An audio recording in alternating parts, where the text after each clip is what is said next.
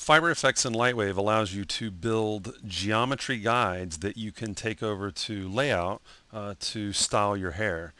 So what I thought we could take a look at is quickly how we can take the guides from Modeler to layout and apply hair to them. So we could go in and use the Fiber Effects strand modeler.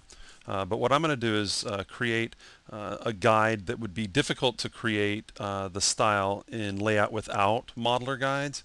And one thing would be like curls, like spiral curls.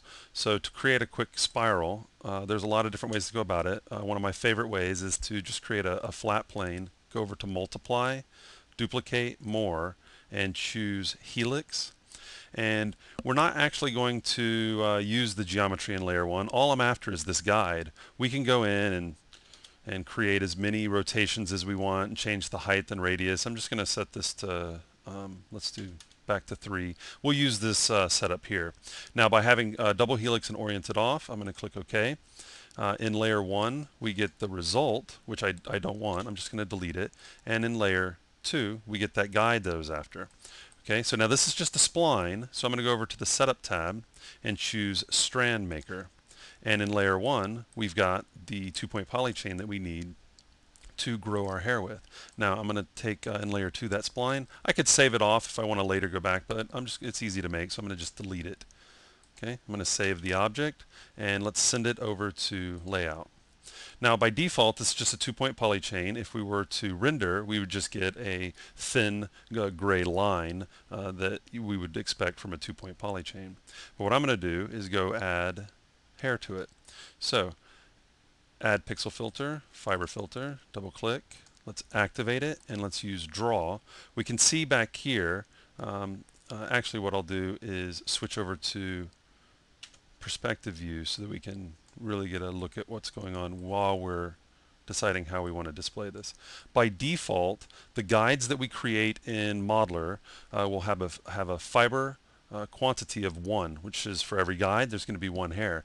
But I can't imagine leaving it at that setup because you would need a lot of guides to get a full head of hair, or depending on whether you're using it for hair or for whatever. So I'm going to go to quantity and let's do 40. Okay, so now I've got 40 fibers for that one guide. I can go ahead and crank this up. Let's do 200. And I see that there's some stray that I might not want, so I'm just going to hit 0. So I'm just going to leave it at that. Now, let's go ahead and do a render. We can see that we've got our 2-point poly chain and we've got our fibers. Let's do a render.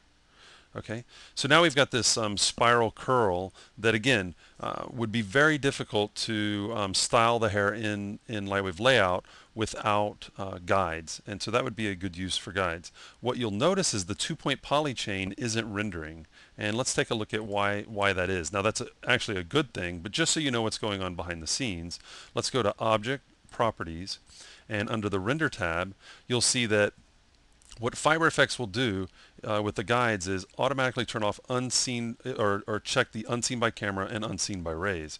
So you don't have to worry about that 2-point poly chain showing up. So if you wanted to use guides from Modeler, whether again you could use the Fiber Effects strand modeler or the strand maker, what you can have your object, like say this was going to be on a head, you could have your head in another layer, have your guides in the next layer over, and you can then have the 2-point poly chains not render, but take advantage of the fact that you can use it for scaling. You can also apply to the head object or to the mesh. You could apply hair and fur, and then have guides in another layer for additional hair and fur for more control. So that's just a quick look at using guides from Modeler to style hair in Lightwave Layout using Fiber Effects.